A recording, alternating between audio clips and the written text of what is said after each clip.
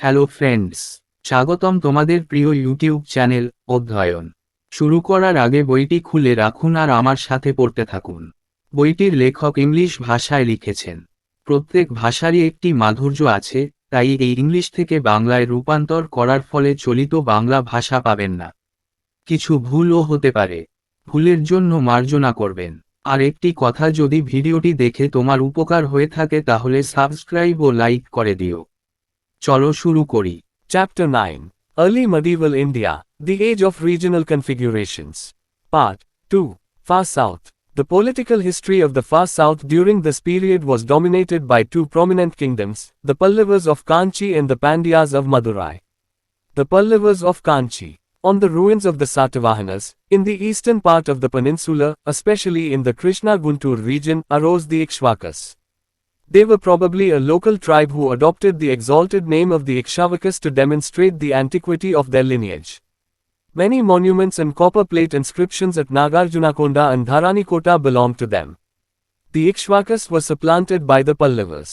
The term Pallava means creeper, which is a Sanskrit version of the word tondi, and in Tamil they are synonymous to robber.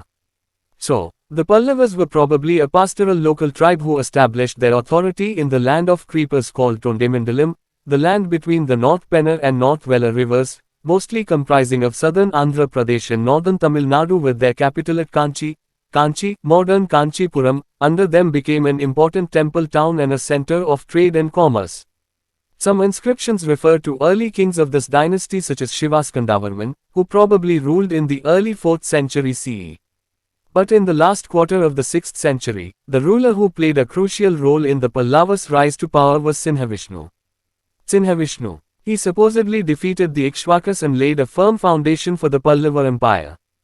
Putting an end to the political disturbances caused by the Kalabras, he conquered the land up to the Kaveri and set up capital at Kanchi, south of Chennai.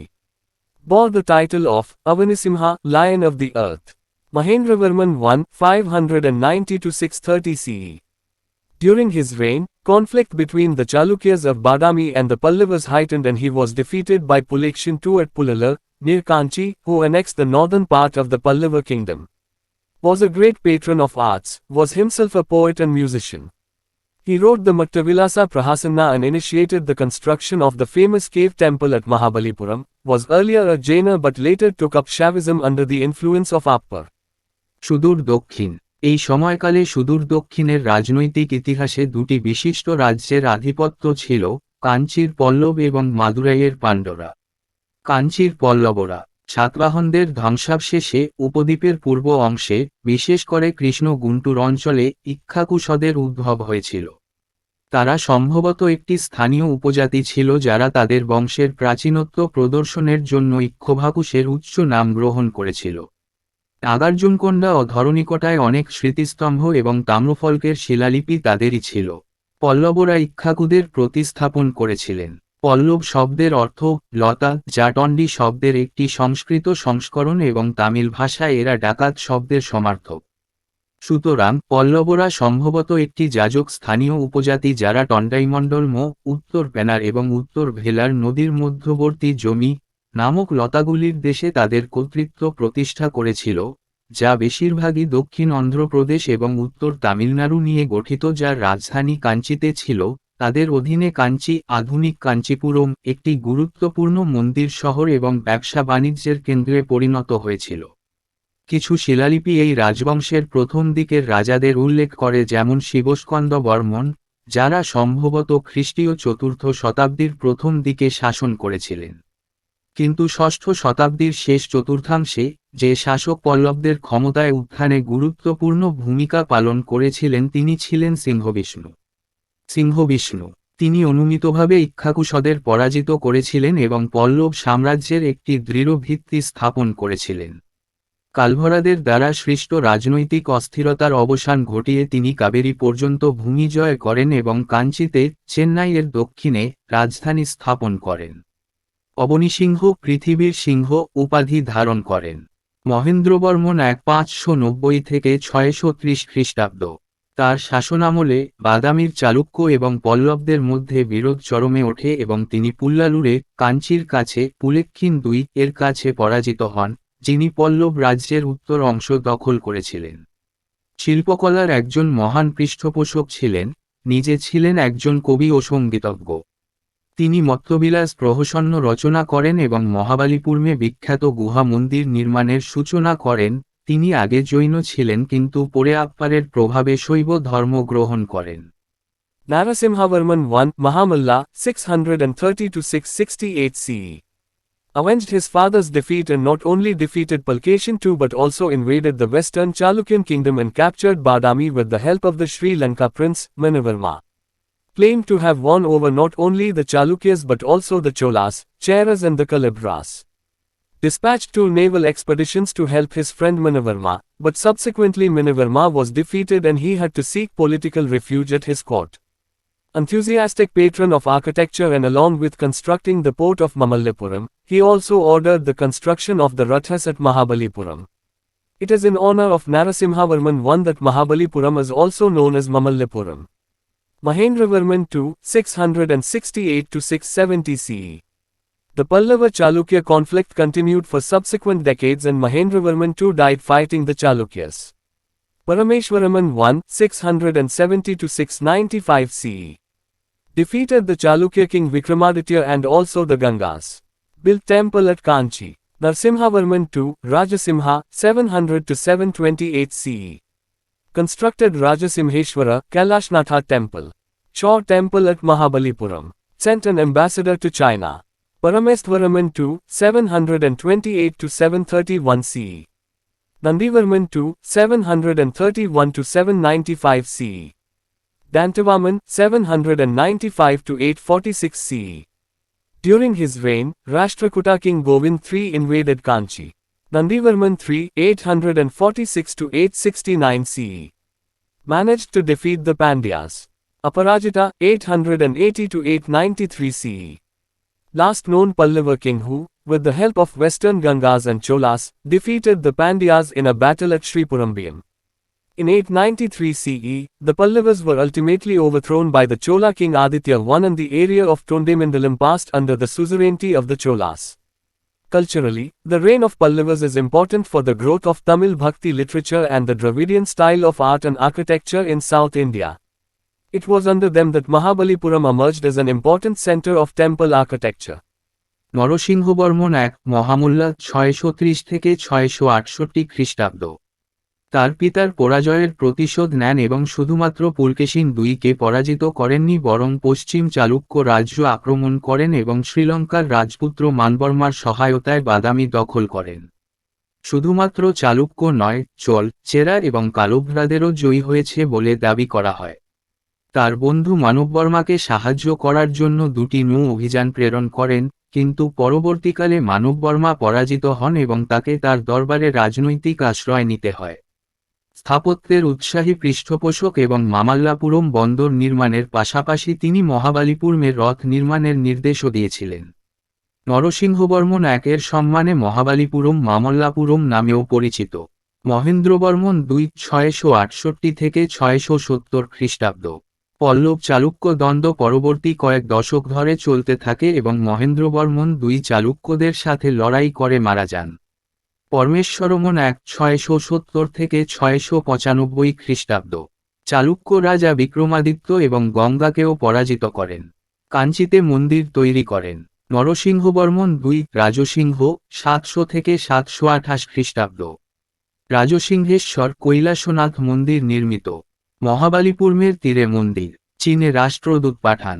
পরমেশ্বরমন II, 728 থেকে 731 খ্রিস্টাব্দ। নন্দীবর্মন II, 731 থেকে 795 খ্রিস্টাব্দ।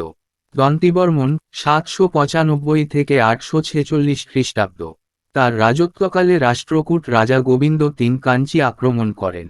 নন্দীবর্মন III, 846 থেকে 869 খ্রিস্টাব্দ। পাণ্ড্যদের পরাজিত করতে সক্ষম হন। অপরাজিতা, 880 থেকে 893 খ্রিস্টাব্দ। সর্বশেষ পরিচিত পল্লব রাজা যিনি পশ্চিমী গঙ্গা এবং চোলদের সাহায্যে শ্রীপুরম্বিয়ামে একটি যুদ্ধে পাণ্ড্যদের পরাজিত করেছিলেন। 893 খ্রিস্টাব্দে পল্লবরা চূড়ান্তভাবে চোল রাজা আদিত্য এক কর্তৃক উৎখাত হয় এবং টোন্ডাইমণ্ডলম এলাকা চোলদের আধিপত্যের অধীনে চলে যায়। সাংস্কৃতিকভাবে পল্লবদের রাজত্ব দক্ষিণ ভারতে তামিল ভক্তি সাহিত্য এবং দ্রাবিড় শৈলী শিল্প ও স্থাপত্যের বিকাশের জন্য গুরুত্বপূর্ণ। তাদের অধীনেই মহাবালিপুরম মন্দির স্থাপত্যের একটি গুরুত্বপূর্ণ কেন্দ্র হিসাবে আবির্ভূত হয়েছিল। Ellora Group of Caves. The Ellora Group of Caves, which were designated as a UNESCO World Heritage Site, are famous for sculptures. The patrons of these caves range from the dynasties of Chalukyas to Rashtrakutas. These set of caves were developed during the period between the 5th and 11th centuries and are thus newer as compared to Ajanta caves. Each cave is having exquisite edifices which could have been created only with the knowledge of trigonometry, structural engineering, and metallurgy. Also, not only the animals, birds, trees, flowers are pictured elegantly, but even human emotions and character, greed, love, compassion are depicted with professional skill. The rock-cut cave temples in Ellora are in 34 caves and are related to Ajivikas, Jainism, Buddhism and Brahmanism. 17 caves are dedicated to Brahmanism, 12 caves are dedicated to Buddhism and 5 caves are dedicated to Jainism. It is also pertinent to note that first the heterodox sects set the trend of creating this model of temples and later, the orthodox sects adopted it as a medium of disseminating religious ideologies. Prominent features about caves of Vedic religions. The earliest caves in these groups are mostly simple and square-shaped except Kalashnatha cave, Cave 16, which is a massive monolithic structure, carved out of a single solid rock. This temple, which is said to represent Kailash, the abode of Lord Shiva, stands out remarkably and is two-storied, having the Kailasa temple on the first floor. The lower story has carved life-size elephants, which give impression as if they are holding up the temple on their backs. The temple exterior has richly carved windows, images of deities from the Hindu scriptures and Mithunas, amorous male and female figures. Interestingly, most of the deities to the left of the temple entrance are Shaivite and the deities to the right of the entrance are Vaishnavite. Some other beautiful specimens include 1. The wedding ceremony of Siva Parvati, 2. The attempted lifting of the Kailasa mountain by Ravana, 3. The destruction of Mahisasura by the goddess Durga. 4. The river goddess Ganga mounted on a crocodile and the river goddess Yamuna mounted on a tortoise. Prominent features about Buddhist caves. Every Buddhist cave temple is unique in terms of architecture and the panels in these caves portray scenes from the life of the Buddha. They were designed as monasteries for teaching and training the monks in religious treatises and scriptures. For instance, in cave number 6, a man is reading a manuscript on a folding table. Some famous sculptures include Buddha in 3 sagacious postures. 1. Meditating, Dhyan Mudra, 2. Preaching, Vyakhyana Mudra, 3. Touching the earth by index finger of right hand, Bhumi Sparsha Mudra. Another important aspect was that in Buddhist caves, the goddesses were represented by way of the carved images of Tara, Khadirivani Tara, Chund, Vajradhat Vishwari, Mahamayuri, Sajata, Pandara and Brikuti. For instance, in cave number 12, a stout female figure is depicted wearing a waistband and headgear of a cobra. Khadirivani Tara also holds a cobra in one of her hands in the same cave. A few Jain caves are also seen in Ellora group in which the figures of Yakshamatanga, Mahavira, Parsvanatha and Gomiteshwara are surrounded by attendants. Ellora group of caves. Ellora গুহাগুলির group যা ইউনেস্কোর world heritage site হিসাবে মনোনীত হয়েছিল ভাস্কর্যের জন্য বিখ্যাত। এই গুহাগুলির পৃষ্ঠপোষকগণ চালুক্য রাজবংশ থেকে রাষ্ট্রকূট পর্যন্ত। গুহাগুলির এই সেটগুলি 5ম থেকে 11 শতকের মধ্যে বিকশিত হয়েছিল এবং এইভাবে অজন্তা গুহার তুলনায় নতুন। প্রতিটি গুহায় চমৎকার স্থাপনা রয়েছে যা শুধুমাত্র ত্রিকোণমিতি, কাঠামোগত প্রকৌশল এবং ধাতুবিদ্যার জ্ঞান দিয়ে তৈরি করা যেতে পারে। এছাড়াও শুধুমাত্র পশু পাখি, গাছ, ফুলকে মার্জিতভাবে চিত্রিত করা হয় না, এমনকি মানুষের আবেগ এবং চরিত্রের লোভ, প্রেম, করুণাকে পেশাদার দক্ষতার সাথে চিত্রিত করা হয়েছে। ইলোরাতে পাথর কাটা গুহা মন্দিরগুলি 34টি গুহায় রয়েছে এবং এটি আজীবিকা, জৈন, বৌদ্ধ এবং ব্রাহ্মধর্মের সাথে সম্পর্কিত। 17টি গুহা ব্রাহ্মণ্য ধর্মের জন্য উৎসর্গীকৃত, 12টি গুহা বৌদ্ধ ধর্মের জন্য এবং 5টি গুহা জৈন ধর্মকে উৎসর্গীকৃত। এটাও প্রাসঙ্গিক যে প্রথমে হেটেরোডক্স সম্প্রদায়গুলি মন্দিরের এই মডেল তৈরির প্রবণতা স্থাপন করেছিল এবং পরে গোঁড়া সম্প্রদায়গুলি এটিকে ধর্মীয় মতাদর্শ প্রচারের মাধ্যম হিসাবে গ্রহণ করেছিল। বৈদিক ধর্মের গুহাগুলির বিশিষ্ট বৈশিষ্ট্যগুলি। কৈলাসনাথ গুহা -16 ব্যতীত এই গোষ্ঠীগুলির মধ্যে প্রাচীনতম গুহাগুলি বেশিরভাগই সরল এবং বর্গাকার আকৃতির, যা একটি বিশাল একশিলা কাঠামো, একটি একক কঠিন শিলা থেকে খোদাই করা। এই মন্দিরটি যা কৈলাসকে প্রতিনিধিত্ব করে, ভগবান শিবের বাসস্থান, তা অসাধারণভাবে দাঁড়িয়ে আছে এবং প্রথম তলায় কৈলাস মন্দিরের দোতলা। নিচের তলায় জীবন আকৃতির হাতিগুলি খোদাই করা আছে, যা মনে করে যেন তারা মন্দিরটিকে তাদের পিঠে ধরে রেখেছে। মন্দিরের বাইরের অংশে প্রচুর খোদাই করা জানালা রয়েছে, হিন্দু ধর্মগ্রন্থ থেকে দেবতাদের ছবি এবং মিথুনাস কামোত্তেজক নর-নারী মূর্তি।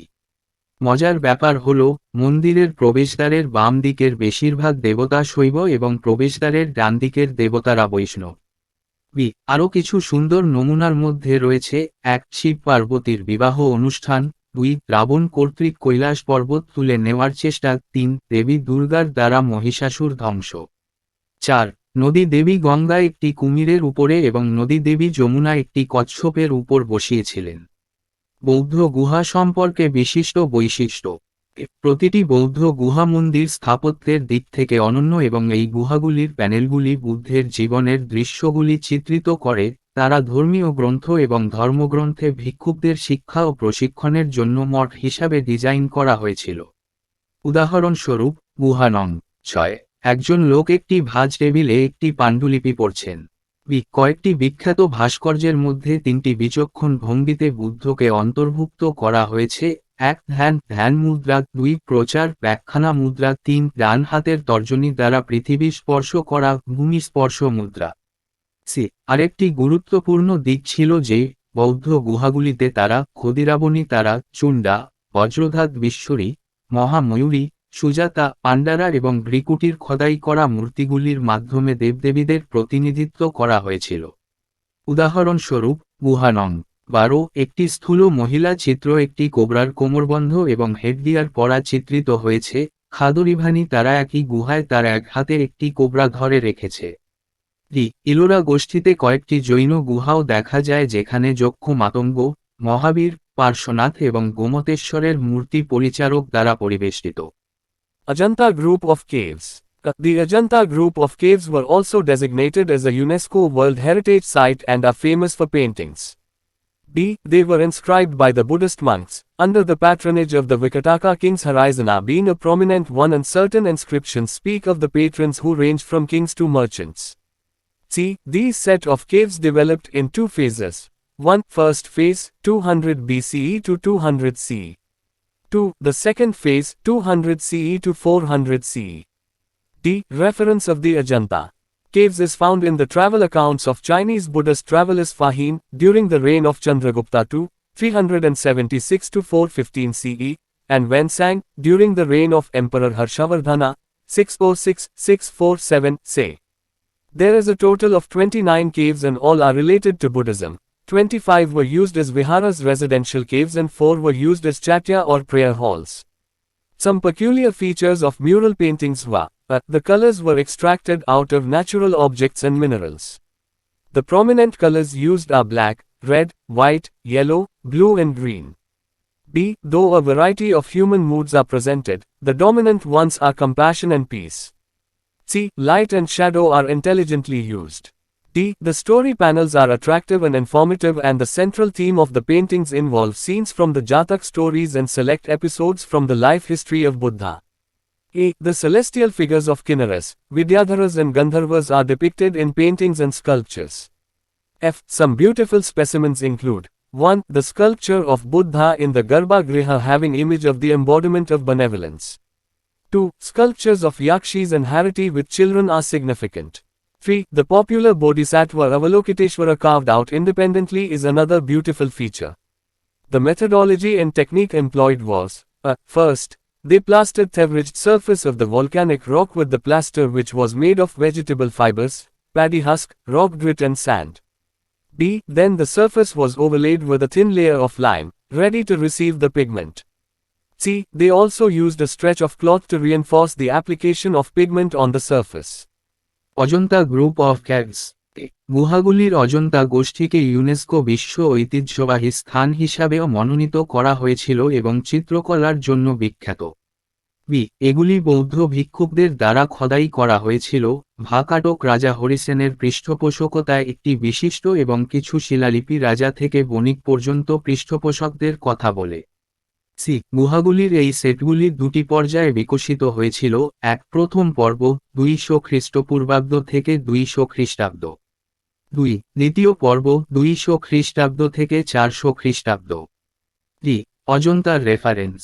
গুহাগুলি চীনা বৌদ্ধ পরিব্রাজক ফাহিয়েন 2 চন্দ্রগুপ্তের রাজত্বকালে 376 থেকে 415 খ্রিস্টাব্দ এবং হিউন সাং সম্রাট হর্ষবর্ধনের রাজত্বকালে 606 থেকে 647 খ্রিস্টাব্দ এর ভ্রমণ বিবরণে পাওয়া যায়।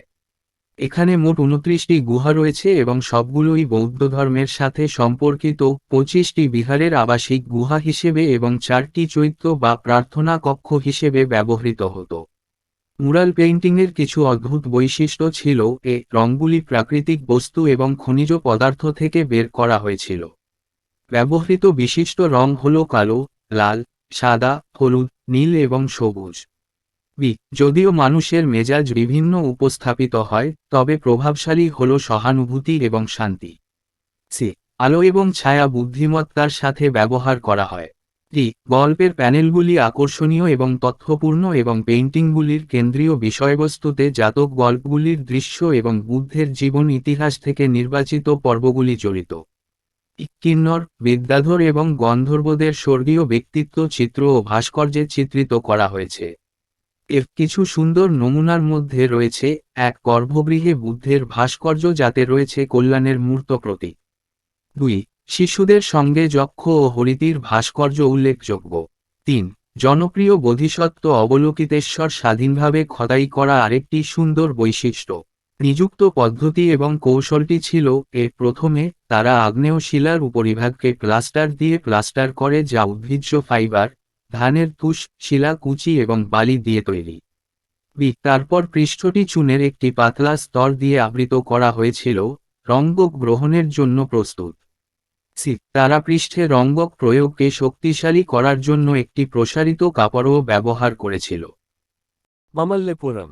Mamallapuram, also called Mahabalipuram or Seven Pagodas, was founded by a 7th century Pallava king Narasimhavarman, also known as Mama, for whom the town was named. The town's 5 rathas, or monolithic temples, are the remnants of 7 temples, for which the town was known as 7 pagodas. The entire assemblage collectively was designated as UNESCO World Heritage Site. The monolithic rathas are known as the Panchapandava rathas. The Arjuna Ratha contains artistically carved sculptures of Siva, Vishnu, Mithuna and Dwarapala. The Dharmaraja Ratha, one of the most exquisite of the 5 rathas, has a 3-storied Vimana and a square base. The Bhima Ratha is rectangular in plan and has beautiful sculptures of Harihara, Brahma, Vishnu, Skanda, Ardhanarishvara and Shiva as Gangadhara. Some of the prominent pieces of carving in Mamallapuram are the descent of the Ganga, variously described as Bhagirath's penance or Arjuna's penance.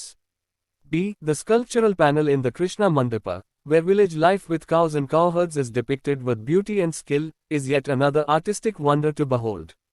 The iconic Shore Temple W, constructed during the reign of Rajasimha, 700 to 728 CE, and comprises of 3 shrines dedicated to Shiva and Vishnu. It is pertinent to note that unlike other structures of the region, the Shore Temple is a 5-storied rock-cut monolith. In fact, the monolithic Vimanas are peculiar to Mamallapuram. মামল্লাপুরম, যাকে মহাবালিপুরম বা 7টি প্যাগোডাও বলা হয়, এটি 7ম শতাব্দীর পল্লব রাজা নরসিংহবর্মন দ্বারা প্রতিষ্ঠিত হয়েছিল, যিনি মামাল্লা নামেও পরিচিত, যার জন্য এই শহরের নামকরণ করা হয়েছিল। শহরের 5টি রথ বা একশিলা মন্দির হল 7টি মন্দিরের অবশিষ্টাংশ, যার জন্য শহরটি 7 প্যাগোডা নামে পরিচিত ছিল। সমগ্র সমাবেশটি সম্মিলিতভাবে ইউনেস্কো ওয়ার্ল্ড হেরিটেজ সাইট হিসাবে মনোনীত হয়েছিল। একচেটিয়া রথগুলি পঞ্চপাণ্ডব রথ নামে পরিচিত। অর্জুন রথ, শিব, বিষ্ণু, মিথুন এবং দ্বারপালের শৈল্পিকভাবে খোদাই করা ভাস্কর্য রয়েছে। ধর্মরাজ রথ 5টি রথের মধ্যে সবচেয়ে চমৎকার একটি তিনতলা বিমান এবং একটি বর্গাকার ভিত্তি রয়েছে। ভীম রথ পরিকল্পনায় আয়তাকার এবং এতে হরিহর, ব্রহ্মা, বিষ্ণুর সুন্দর ভাস্কর্য রয়েছে। স্কন্দ অর্ধনারীশ্বর এবং শিব গঙ্গাধরার রূপে। মামল্লাপুরমে খোদাই করা কিছু বিশিষ্ট অংশ হল এই গঙ্গার অবতরণ বিভিন্নভাবে ভাগীরথার তপস্যা বা অর্জুনের তপস্যা হিসাবে বর্ণনা করা হয়েছে। কৃষ্ণ মণ্ডপের ভাস্কর্য প্যানেল, যেখানে গরু এবং গোপালের গ্রামজীবনকে সৌন্দর্য ও দক্ষতার সাথে চিত্রিত করা হয়েছে, এটি দেখার মতো আরেকটি শৈল্পিক বিস্ময়। রাজা সিংহের রাজত্বকালে 700 থেকে 728 খ্রিস্টাব্দ নির্মিত আইকনিক শোর মন্দিরটি এবং শিব ও বিষ্ণুকে উৎসর্গ করা 3টি মন্দিরের সমন্বয়ে গঠিত। এটি লক্ষণীয় যে এই অঞ্চলের অন্যান্য কাঠামোর বিপরীতে শোর মন্দিরটি একটি 5তলা শিলা কাটা মনোলিথ। প্রকৃতপক্ষে একচেটিয়া বিমানগুলি মামাল্লাপুরমের অদ্ভুত। The Pandyas of Madurai. There is not enough information about the Pandyas of the early medieval times. The Pandyas were involved in internecine wars with the other contemporary powers such as the Pallavas. They were in control of Madurai and Tirunelveli district of Tamil Nadu. Kadingan 560 to 590 CE. Maravarman Avanishulamani 590 to 620 CE. Son of Kadingan and credited with ending the Kalabhrus rule in the area and revived the Pandyas. It is noteworthy to understand that during that time, the rise of the Kalabhras was not seen in a positive light as they posed a serious challenge to the Pallavas and other rulers in the Tamil land. They put an end to the Brahmadeya rights granted to the Brahmanas in numerous villages and mostly patronized Buddhist monasteries.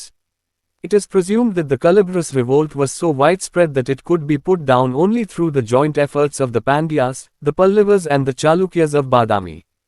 Rajasimha, 735 to 765 CE.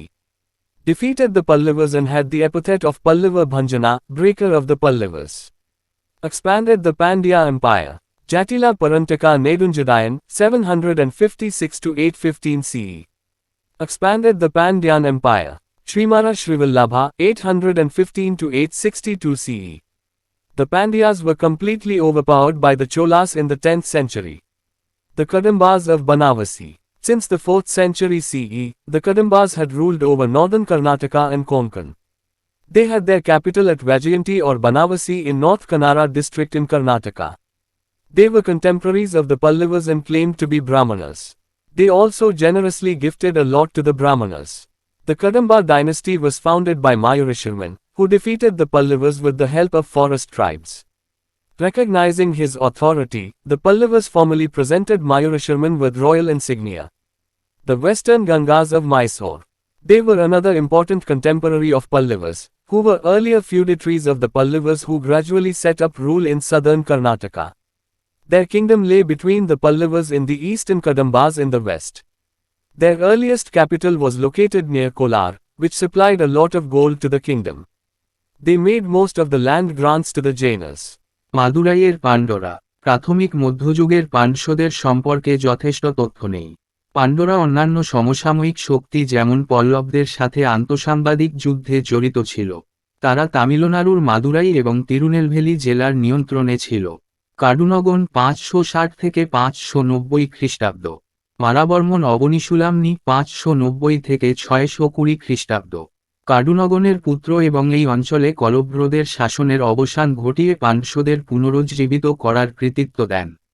এটি বোঝার মতো বিষয় যে সেই সময়ে কলব্রদের উত্থানকে ইতিবাচক আলোতে দেখা যায়নি কারণ তারা তামিল ভূমিতে পল্লব এবং অন্যান্য শাসকদের জন্য একটি গুরুতর চ্যালেঞ্জ তৈরি করেছিল। তারা অসংখ্য গ্রামে ব্রাহ্মণদের প্রদত্ত ব্রহ্মদেয় অধিকারের অবসান ঘটিয়েছিল এবং বেশিরভাগ বৌদ্ধ মঠের পৃষ্ঠপোষকতা করেছিল। ধারণা করা হয় যে কালব্রদের বিদ্রোহ এতই ব্যাপক ছিল যে তা শুধুমাত্র পাণ্ডব, পল্লব এবং বাদামীর চালুক্যদের সম্মিলিত প্রচেষ্টার মাধ্যমে দমন করা যেতে পারে। রাজা সিংহ 735 থেকে 765 খ্রিস্টাব্দ পল্লবদের পরাজিত করেন এবং পল্লব ভঞ্জন পল্লবদের ভঙ্গকারী উপাধি লাভ করেন। পাণ্ড্য সাম্রাজ্যের বিস্তার ঘটান।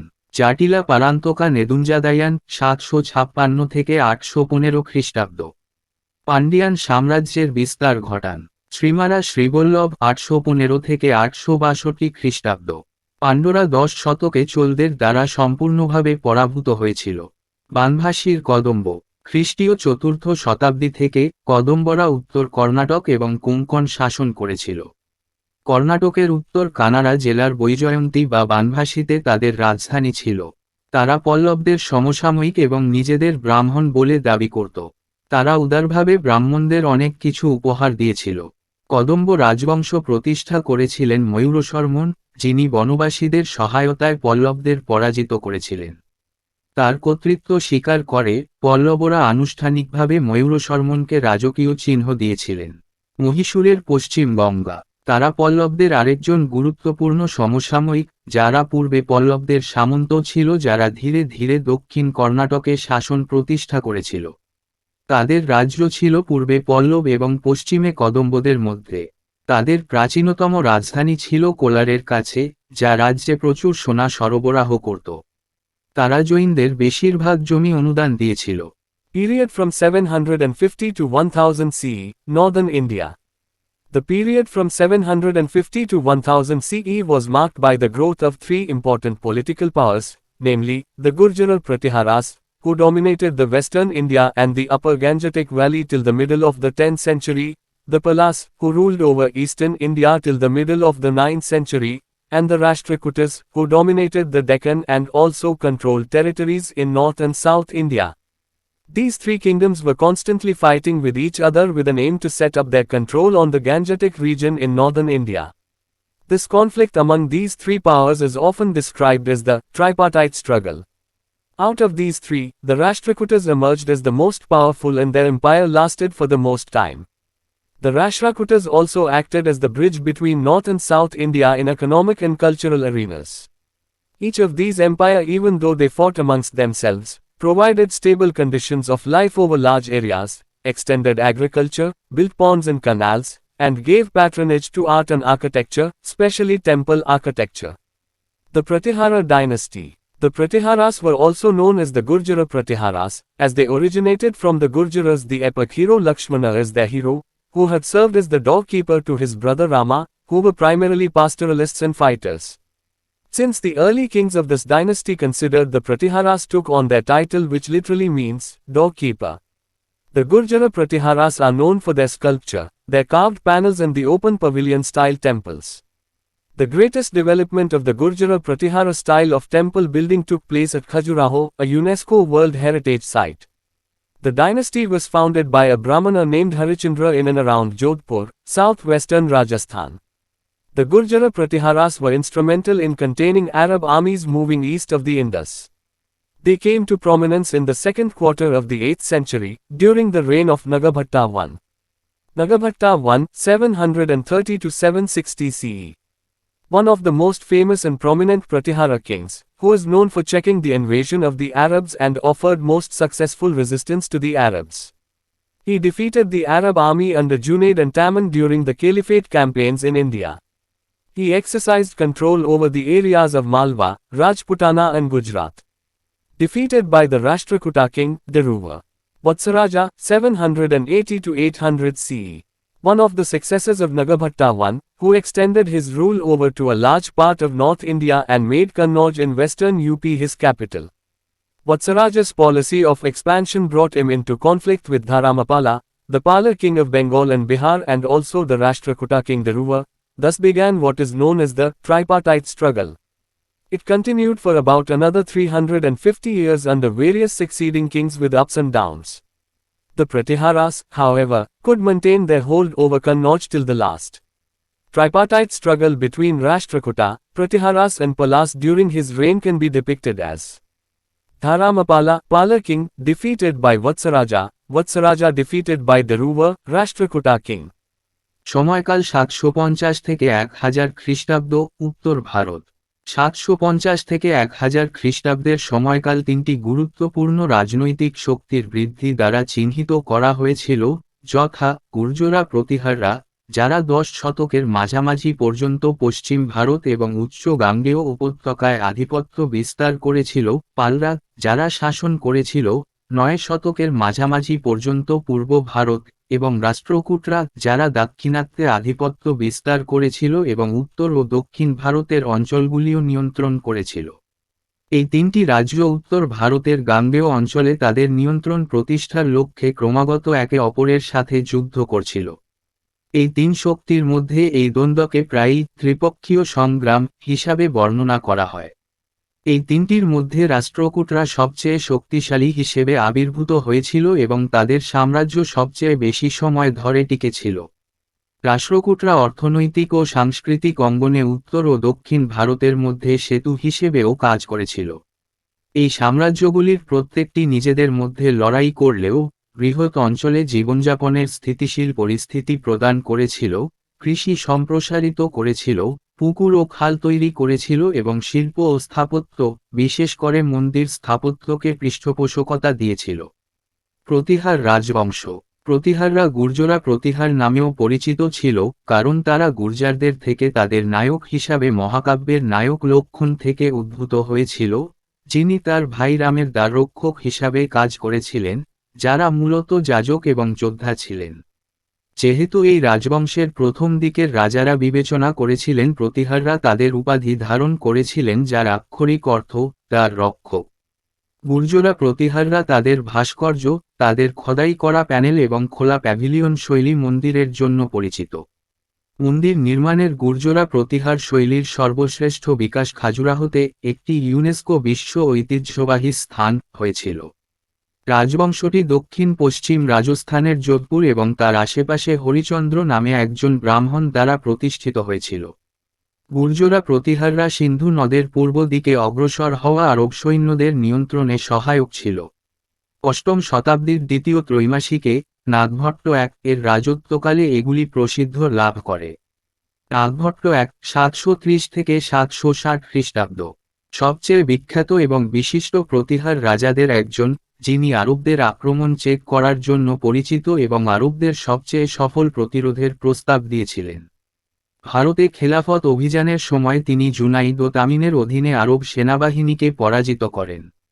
তিনি মারওয়া, রাজপুতানা এবং গুজরাট অঞ্চলের উপর নিয়ন্ত্রণ প্রয়োগ করেন। রাষ্ট্রকূট রাজা ধ্রুবের কাছে পরাজিত। বৎসরাজ 780 থেকে 800 খ্রিস্টাব্দ নাগভট্ট এর উত্তরসূরিদের মধ্যে একজন, যিনি উত্তর ভারতের একটি বৃহৎ অংশে তার শাসন প্রসারিত করেছিলেন এবং পশ্চিম ইউপিতে কনৌজ তৈরি করেছিলেন।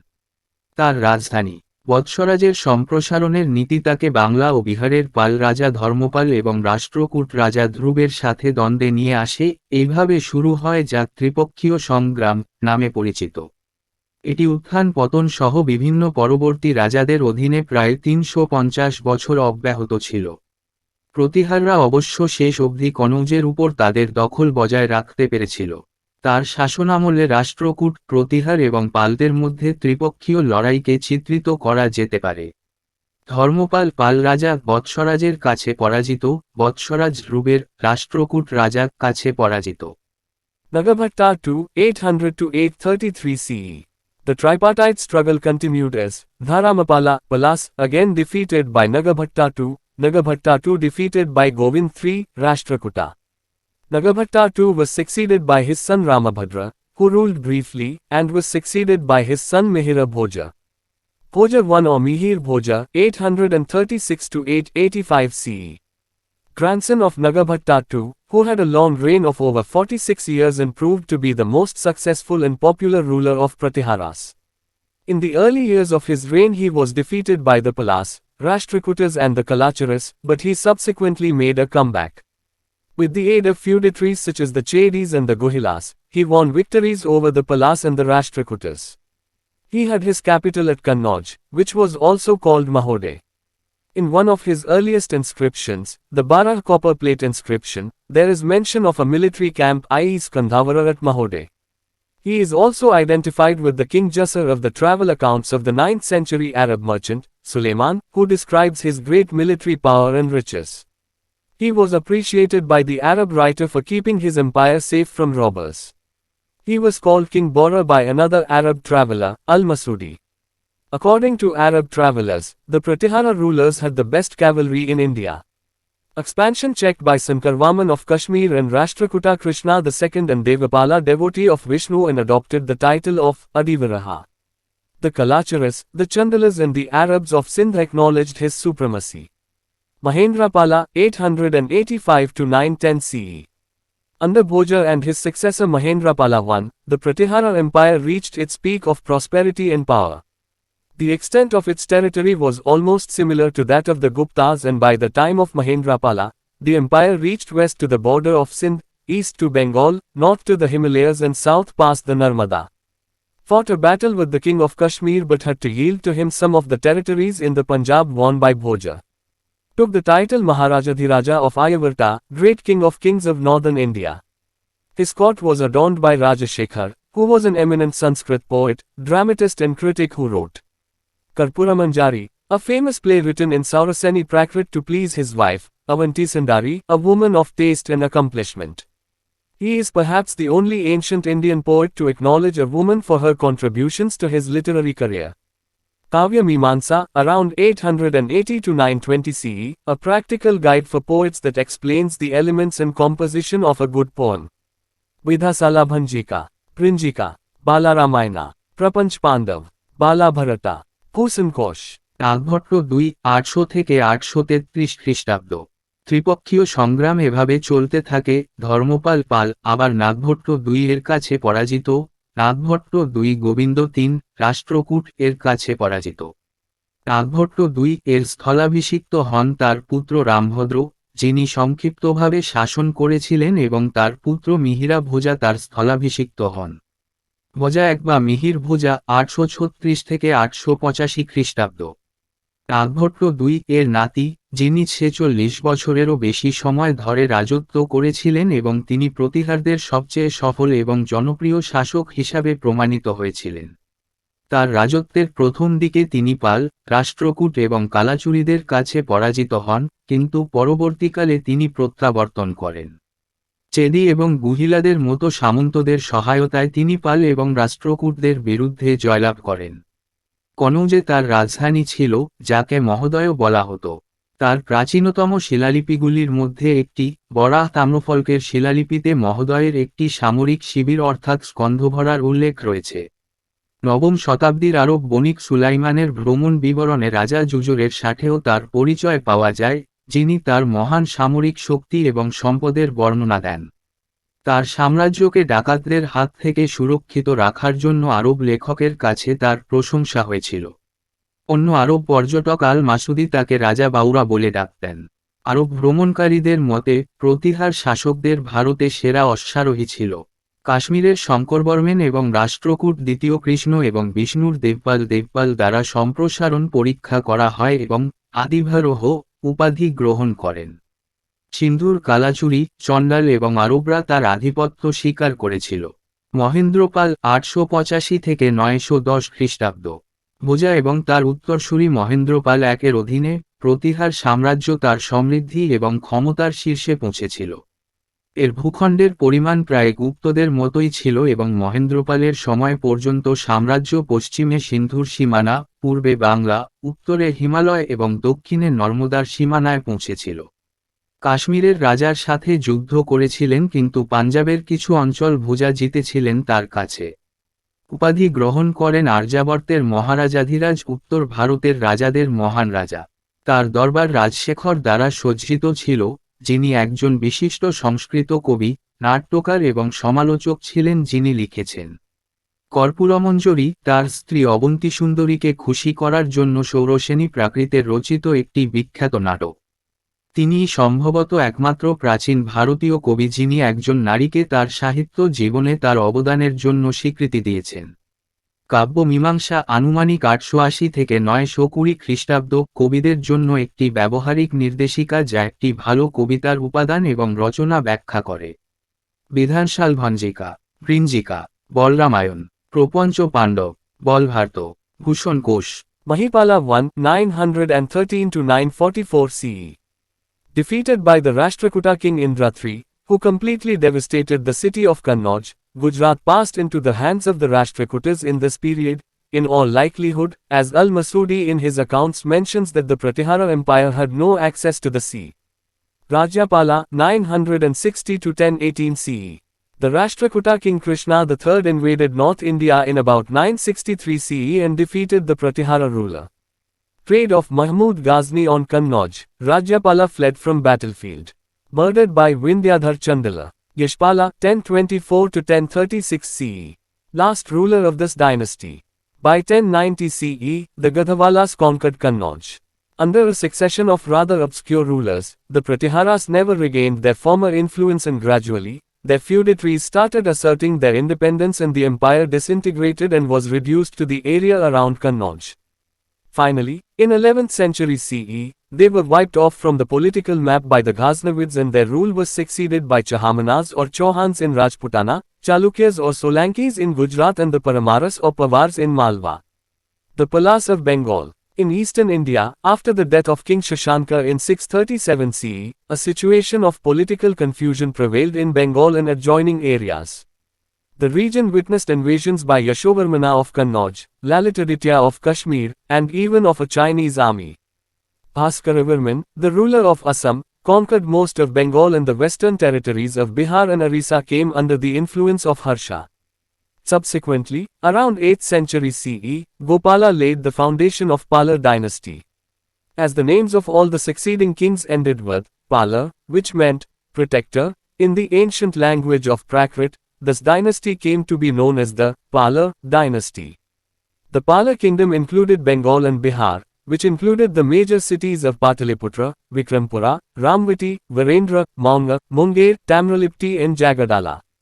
The tripartite struggle continued between the Palas, Rashtrakutas and Pratiharas and the area of Bihar and modern East UP remained a bone of contention between them, though Bihar, in addition to Bengal, remained mostly under the control of the Palas for most of the time.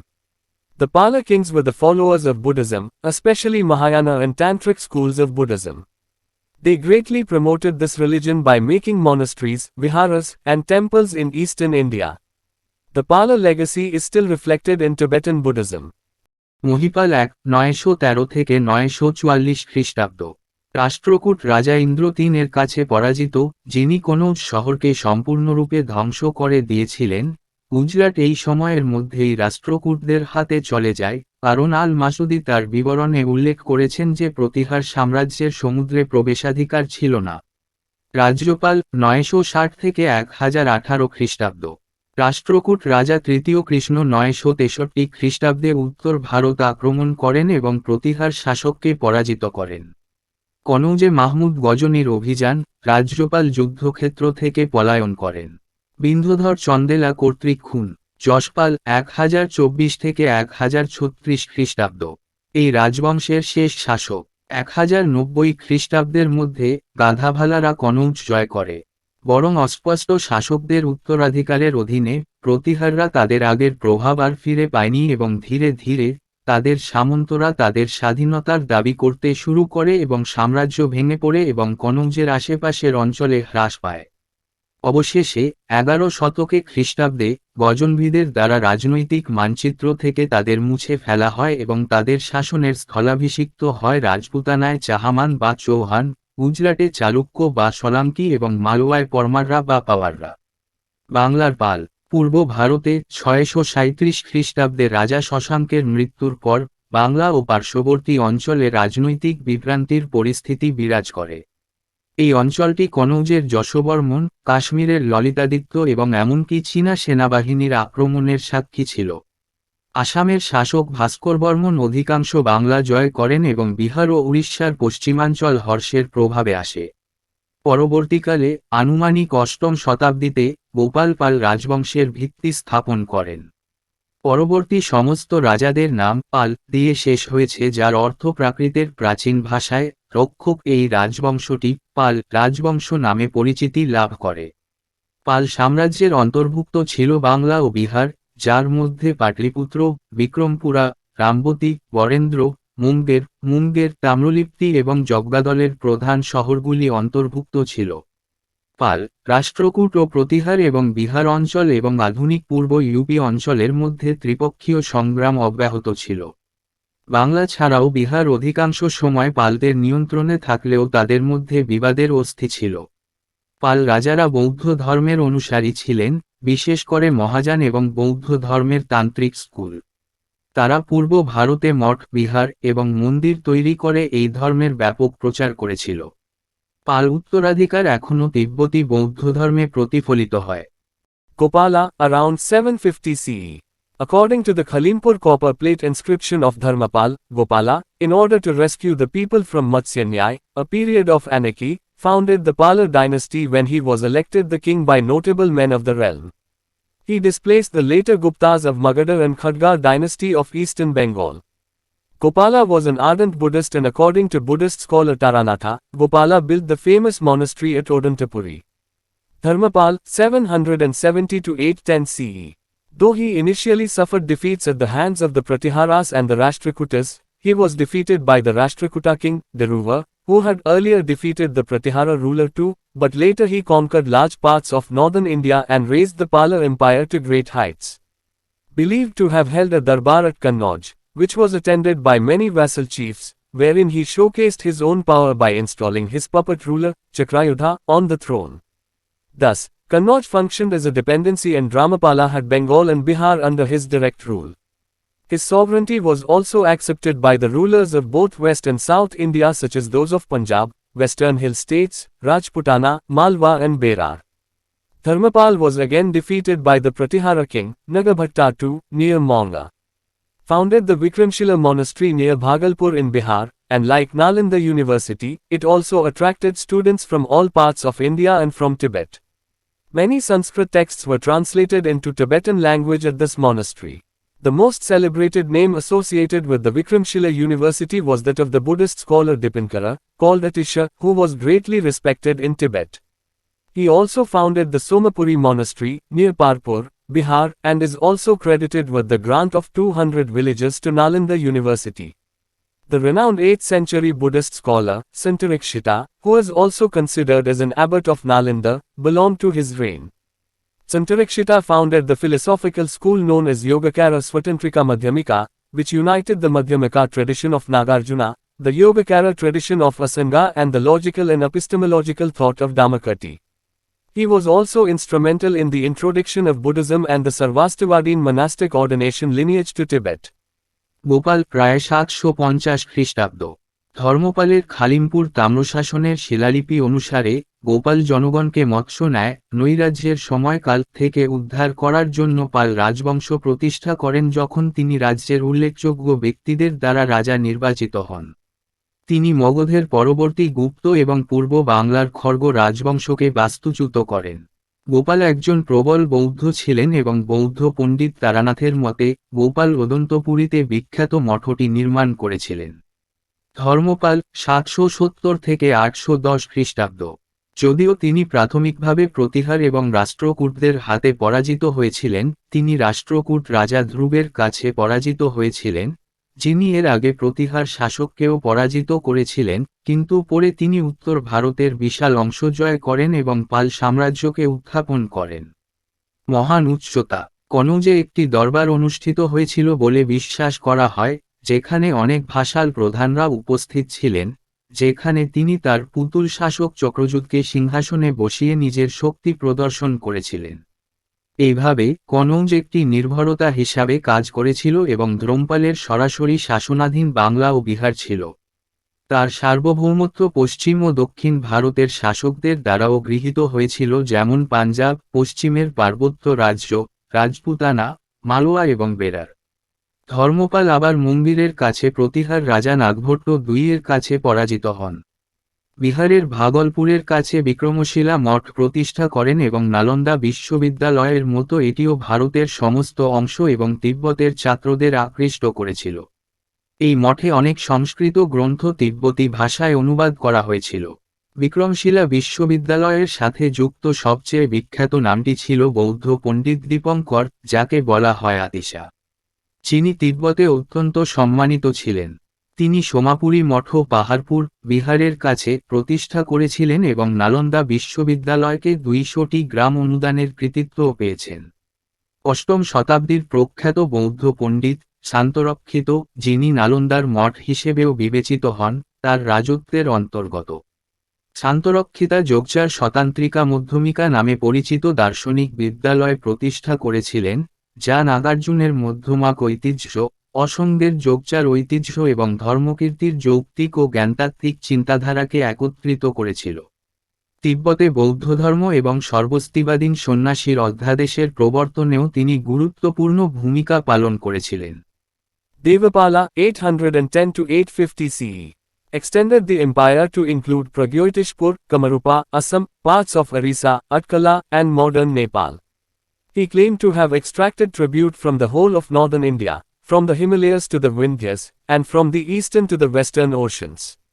His inscriptions proclaim his victory over the Hunas, the lords of Gurjaras, probably Mihir Bhoja, and the Dravidas. Preferred Monga to Pataliputra, was also a great patron of Buddhism. According to Buddhist tradition, the Shailendra dynasty king, Balaputradeva, ruler of Suvarnadvipa, which corresponds to the Indonesian archipelago, including Malaya, Java, Sumatra and other neighboring islands, requested him to grant 5 villages to the monastery at Nalanda. He granted the request and appointed Virideva as the head of Nalanda monastery.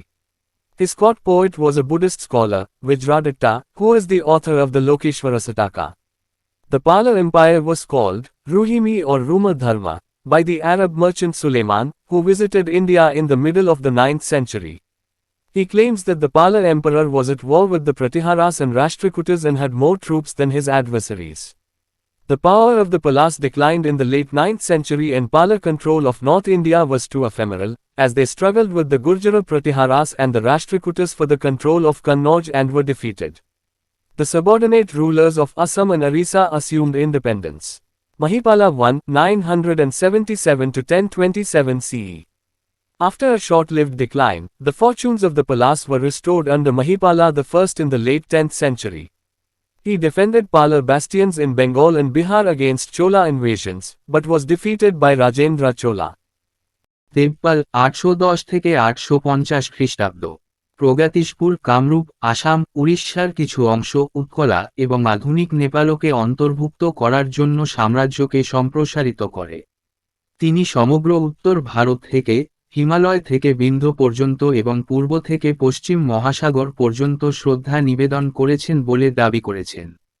তার শিলালিপি হুনদের উপর তার বিজয় ঘোষণা করে, গুর্জারদের প্রভু, সম্ভবত মিহির ভোজ এবং দ্রাবিড়দের ওপর। পাটলিপুত্রের চেয়ে মন্দির পছন্দ করেন। বৌদ্ধ ধর্মের একজন মহান পৃষ্ঠপোষকও ছিলেন। বৌদ্ধ ঐতিহ্য অনুসারে, শৈলেন্দ্র রাজবংশের রাজা, বালপুত্রদেব, সুবর্ণদ্বীপের শাসক যা ইন্দোনেশিয়ার দ্বীপপুঞ্জের সাথে মালয়, জাভা, সুমাত্রা এবং অন্যান্য প্রতিবেশী দ্বীপগুলির সাথে মিলিত, তাকে নালন্দার মঠে 5টি গ্রাম দেওয়ার জন্য অনুরোধ করেছিলেন। তিনি অনুরোধ মঞ্জুর করেন এবং বীরদেবকে নালন্দা মঠের প্রধান নিযুক্ত করেন। তার দরবারের কবি ছিলেন একজন বৌদ্ধ পণ্ডিত, বজ্রদত্ত, যিনি লোকেশ্বর শতকের রচয়িতা। পাল সাম্রাজ্যকে আরব বণিক সুলাইমান, রুহিমি বা রুহমা ধর্ম নামে অভিহিত করেছিলেন, যিনি 9ম শতাব্দীর মাঝামাঝি ভারত সফর করেছিলেন। তিনি দাবি করেন যে পাল সম্রাট প্রতিহার এবং রাষ্ট্রকূটদের সাথে যুদ্ধে লিপ্ত ছিলেন এবং তার প্রতিপক্ষের চেয়ে বেশি সৈন্য ছিল। 9ম শতাব্দীর শেষভাগে পালদের ক্ষমতা হ্রাস পায় এবং উত্তর ভারতের পাল নিয়ন্ত্রণ খুব ক্ষণস্থায়ী ছিল, কারণ তারা কনৌজের নিয়ন্ত্রণের জন্য গুর্জরা প্রতিহার এবং রাষ্ট্রকূটদের সাথে লড়াই করেছিল এবং পরাজিত হয়েছিল। আসাম ও উড়িষ্যার অধীনস্থ শাসকরা স্বাধীনতা গ্রহণ করে। মহিপাল 977 থেকে 1027 খ্রিস্টাব্দ। অল্প সময়ের জন্য পতনের পর, 10 শতকের শেষের দিকে মহিপাল প্রথমের অধীনে পালদের ভাগ্য পুনরুদ্ধার করা হয়েছিল। তিনি চোল আক্রমণের বিরুদ্ধে বাংলা ও বিহারে পাল দুর্গ রক্ষা করেছিলেন, কিন্তু রাজেন্দ্র চোলের কাছে পরাজিত হন। Ramapala 1072 to 1126 CE. The last strong Pala ruler, who gained control of Kamarupa and Kalinga and again revived Pala fortunes in the 11th century. He was mentioned in Sandhyakar Nandi's Ramcharita, which describes Kavarta peasant rebellion. The empire was considerably weakened by the 11th century, with many areas engulfed in rebellion. The Pala's power was destroyed by the resurgent Hindu Sena dynasty. The Sena dynasty, under Vijayasena, dethroned the Pala Empire in the 12th century, thereby ending the reign of the last major Buddhist power in the subcontinent. The Pala period is considered one of the golden eras in the history of Bengal. The Palas not only brought stability and prosperity to Bengal, which was suffering due to centuries of civil war between warring divisions, but they also advanced the achievements of previous Bengali civilizations and created outstanding works of art and architecture. They built great temples and monasteries, such as the famous Somapura Mahavihara. They also patronized the great universities of Nalanda and Vikramashila. In fact, the Proto-Bengali language was developed under Pala rule as they laid the basis for the Bengali language, including its first literary work, the Charyapada, which is a collection of mystic Buddhist poems from the Tantric tradition. The writers of Charyapada are called Mahasiddhas and they were from Bengal, Bihar, Orissa and Assam. The Palas were also astute diplomats and great military conquerors. The Palas army was noted for its vast war elephant cavalry, while their navy performed both mercantile and defensive roles in the Bay of Bengal. The empire enjoyed relations with the Srivijaya Empire, the Tibetan Empire and the Arab Abbasid Caliphate. Their flourishing mercantile and intellectual contacts could be established by the Abbasid coinage found in Pala archaeological sites, as well as the records of Arab historians. In fact, as a result of increased trade between Bengal and the Middle East, Islam first appeared in Bengal during Pala rule. Rampal 1072 থেকে 1126 খ্রিস্টাব্দ সর্বশেষ শক্তিশালী পাল শাসক, যিনি কামরূপ এবং কলিঙ্গের নিয়ন্ত্রণ লাভ করেন এবং 11 শতকে আবার পাল ভাগ্যকে পুনরুজ্জীবিত করেন। সন্ধ্যাকর নন্দীর রামচরিত গ্রন্থে তার উল্লেখ রয়েছে, যা কৈবর্ত কৃষক বিদ্রোহের বর্ণনা দেয়। 11 শতকের মধ্যে সাম্রাজ্য যথেষ্ট দুর্বল হয়ে পড়ে অনেক এলাকা বিদ্রোহে জড়িয়ে পড়ে। পুনরুত্থিত হিন্দু সেন রাজবংশের দ্বারা পালদের ক্ষমতা ধ্বংস হয়। বিজয়সেনের অধীনে সেন রাজবংশ 12 শতকে পাল সাম্রাজ্যের পতন ঘটায়, যার ফলে উপমহাদেশের শেষ প্রধান বৌদ্ধ শক্তির রাজত্বের অবসান ঘটে। পাল যুগকে বাংলার ইতিহাসে অন্যতম স্বর্ণযুগ হিসেবে বিবেচনা করা হয়। পালরা শুধু বাংলায় স্থিতিশীলতা ও সমৃদ্ধি আনেনি, যা যুদ্ধরত বিভাগের মধ্যে কয়েক শতাব্দীর গৃহযুদ্ধের কারণে ক্ষতিগ্রস্ত হয়েছিল, কিন্তু তারা পূর্ববর্তী বাঙালি সভ্যতার অর্জনকেও এগিয়ে নিয়েছিল এবং শিল্প ও স্থাপত্যের অসামান্য কাজ তৈরি করেছিল। তারা বিখ্যাত সোমপুর মহাবিহারের মতো মহান মন্দির ও মঠ নির্মাণ করেছিল। তারা নালন্দা এবং বিক্রমশিলার মহান বিশ্ববিদ্যালয়গুলির পৃষ্ঠপোষকতাও করেছিল। প্রকৃতপক্ষে প্রোটো বাংলা ভাষা পাল শাসনের অধীনে বিকশিত হয়েছিল, কারণ তারা বাংলা ভাষার ভিত্তি স্থাপন করেছিল, যার মধ্যে প্রথম সাহিত্যকর্ম চর্যাপদ রয়েছে, যা তান্ত্রিক ঐতিহ্যের রহস্যময়ী বৌদ্ধ কবিতার সংকলন। চর্যাপদ রচয়িতাদের বলা হয় মহাসিদ্ধ এবং তারা ছিলেন বাংলা, বিহার, উড়িষ্যা ও আসাম থেকে। পালরাও ছিলেন চতুর কূটনীতিক এবং মহান সামরিক বিজয়ী। পালদের সেনাবাহিনী তার বিশাল যুদ্ধ হাতি অশ্বারোহী বাহিনীর জন্য বিখ্যাত ছিল, যখন তাদের নৌবাহিনীর বঙ্গোপসাগরে বাণিজ্য ও প্রতিরক্ষামূলক উভয় ভূমিকা পালন করত। সাম্রাজ্য শ্রীবিজয়া সাম্রাজ্য, তিব্বত সাম্রাজ্য এবং আরব আব্বাসীয় খিলাফতের সাথে সম্পর্ক উপভোগ করেছিল। পাল প্রত্নতাত্ত্বিক স্থানগুলিতে প্রাপ্ত আব্বাসীয় মুদ্রা এবং সেই সাথে আরব ঐতিহাসিকদের নথির দ্বারা তাদের বিকাশমান বাণিজ্য ও বুদ্ধিবৃত্তিক যোগাযোগ প্রতিষ্ঠিত হতে পারে। প্রকৃতপক্ষে বাংলা ও মধ্যপ্রাচ্যের মধ্যে বাণিজ্য বৃদ্ধির ফলে পাল শাসনামলে বাংলায় ইসলাম প্রথম আবির্ভূত হয়। The Rashtrakutas. The political history of the Deccan between 753 and 975 CE was marked by the rise of the Rashtrakutas, who for a long time provided stability to the region. Rashtrakuta means the chief of a Rashtra, a division or kingdom, depending on the context. Around circa 625 CE, they appeared to have migrated from the Latur area to Elichpur, near the source of the Tapi, in modern MP, since one of the title used by kings of the main and subordinate lines was Lattalura Puraveshwara, lord of the great city of Lattalura, Latur of Maharashtra. They are presumed to be a feudatory of the Chalukyas and their capital was Manyakheta or Malkhed near Solapur. They achieved spectacular military successes in the north and south, and in the tripartite struggle they mostly defeated the Palas and the Pratiharas. It is significant to note that although their raids did not result in the extension of the Rashtrakuta Empire to the Gangetic Valley, they brought rich plunder and added to the fame of the Rashtrakutas. They also constantly fought against the eastern Chalukyas of Vengi, Andhra Pradesh, the Pallavas of Kanchi and the Pandyas of Madurai. The Arab accounts testify the liberal attitude of the Rashtrakuta kings as the Arab traders were allowed to build mosques and follow their religion without any hindrance. Dantidurga, 733 to 756 CE. Feudatory of the Chalukya king, Kirtivarman II, who later founded the Rashtrakuta kingdom by taking control of the northern regions of the Chalukya Empire and thus ascended to the throne in 733 CE. However, the Rashtrakutas as a kingdom rose in power from 753 CE. His name, Dantidurga, meaning he whose elephant is his fortress, also signifies his military feats and accomplishments. He also helped his father-in-law, the Pallava king Nandivarmana, to regain Kanchi from the Chalukyas and also defeated the Gurjaras of Malwa, and the rulers of Kalinga, Koshala and Srishalam.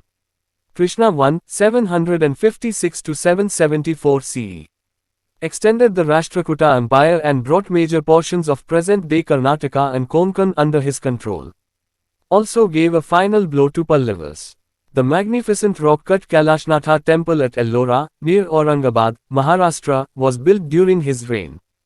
The temple is dedicated to Lord Shiva and is monolithic, i.e. made of one single piece of rock.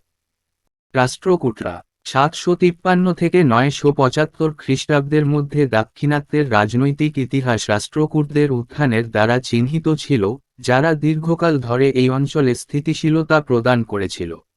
Rashtrakuta মানে একটি রাষ্ট্রের প্রধান, একটি বিভাগ বা রাজ্য, প্রেক্ষাপটের উপর নির্ভর করে।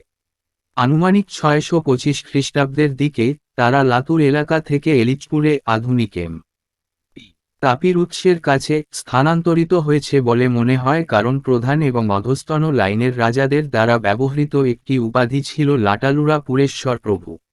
মহারাষ্ট্রের লাটালুরা, লাতুর শহর। তাদেরকে চালুক্যদের সামন্ত বলে মনে করা হয় এবং তাদের রাজধানী ছিল সোলাপুরের কাছে মান্যখেতা বা মালখেত। তারা উত্তর ও দক্ষিণে অসাধারণ সামরিক সাফল্য অর্জন করেছিল এবং ত্রিপক্ষীয় সংগ্রামে তারা বেশিরভাগ পাল ও প্রতিহারদের পরাজিত করেছিল। এটি লক্ষণীয় যে যদিও তাদের অভিযানের ফলে গঙ্গা উপত্যকায় রাষ্ট্রকূট সাম্রাজ্যের প্রসার ঘটেনি, তারা প্রচুর লুণ্ঠন এনেছিল এবং রাষ্ট্রকূটদের খ্যাতিতে যোগ করেছিল। তারা ভেঙ্গির পূর্ব চালুক্য, অন্ধ্রপ্রদেশ, কাঞ্চির পল্লব এবং মাদুরাইয়ের পাণ্ড্যদের বিরুদ্ধেও ক্রমাগত যুদ্ধ করেছিল। আরব বিবরণগুলি রাষ্ট্রকূট রাজাদের উদার মনোভাবের সাক্ষ্য দেয়, কারণ আরব ব্যবসায়ীদের মসজিদ নির্মাণ এবং তাদের ধর্ম পালনের অনুমতি দেওয়া হয়েছিল কোনো বাধা ছাড়াই। দন্তিদুর্গা, 733 থেকে 756 খ্রিস্টাব্দ। চালুক্য রাজার সামন্ত, কীর্তিবর্মন II, যিনি পরবর্তীতে চালুক্য সাম্রাজ্যের উত্তরাঞ্চলের নিয়ন্ত্রণ নিয়ে রাষ্ট্রকূট রাজ্য প্রতিষ্ঠা করেন এবং এইভাবে 733 খ্রিস্টাব্দে সিংহাসনে আরোহণ করেন। যাইহোক, রাষ্ট্রকূটরা একটি রাজ্য হিসাবে 753 CE থেকে ক্ষমতায় উঠেছিল। তার নাম দন্তিদুর্গা, অর্থাৎ যার হাতি তার দুর্গ, এছাড়াও তার সামরিক কৃতিত্ব ও কৃতিত্বকে বোঝায়। তিনি তার শ্বশুর পল্লব রাজা নন্দিবর্মনকে চালুক্যদের কাছ থেকে কাঞ্চি পুনরুদ্ধার করতে সাহায্য করেছিলেন এবং মালোয়ার, গুর্জার এবং কলিঙ্গ, কোশল এবং শ্রীশৈলমের শাসকদেরও পরাজিত করেছিলেন। কৃষ্ণ I, 756 থেকে 774 খ্রিস্টাব্দ। রাষ্ট্রকূট সাম্রাজ্যকে বিস্তৃত করেন এবং বর্তমান কর্ণাটক ও কোঙ্কণের বড় অংশকে তার নিয়ন্ত্রণে নিয়ে আসেন। পল্লবদেরও চূড়ান্ত ধাক্কা দেন। ইলোরাতে আওরঙ্গাবাদ, মহারাষ্ট্রের কাছে, চমৎকার পাথর কাটা কৈলাসনাথ মন্দিরটি তার রাজত্বকালে নির্মিত হয়েছিল। মন্দিরটি ভগবান শিবের উদ্দেশ্যে উৎসর্গীকৃত এবং এটি একশিলা, অর্থাৎ একটি পাথরের টুকরো দিয়ে তৈরি। Daruva, 780 to 793 CE. During his reign, the kingdom expanded into an empire that encompassed all of the territory between the Kaveri River and central India. He led successful expeditions to Kannauj, the seat of northern Indian power, where he defeated the Gurjara Pratiharas, Nagabhatta II, and the Palas of Bengal, Dharmapal. He also brought the eastern Chalukyas and Gangas of Talikad under his control. The Rashtrakutas became a pan-Indian power during his rule. Govind III, 793 to 814 CE. Son of Daruva, who took the Rashtrakutas to greater heights. He emerged victorious at the tripartite struggle. He made incursions to North India and defeated Pala king Dharmapal and also wrestled Malwa from Pratihara king Nagabhatta II. As mentioned in the Sanjan inscription of his reign, the horses of Govinda III drank from the icy waters of the Himalayan streams and his war elephants tasted the sacred waters of the Ganges. It is believed that the Rashtrakuta Empire under his reign gradually spread over the areas from Cape Comorin to Kannauj and from Banaras to Bharuch. His military exploits have been compared to those of Alexander the Great and Arjuna of Mahabharata. Having conquered Kannauj, Gujarat and Koshala, he travelled south and not only humbled the Pallavas of Kanchi but also installed a ruler of his choice in Vengi and received 2 statues as an act of submission from the king of Ceylon, 1 statue of the king and another of his minister. The Cholas, the Pandyas and the Cheras all paid him tribute. Amoghavrsha 1, 814 to 878 CE. One of the most famous of the Rashtrakutas, who built a new capital city, that of Manyakheta, modern Malkhed. He defeated the invading eastern Chalukyas at Vingavalli and assumed the title Vargnarayana.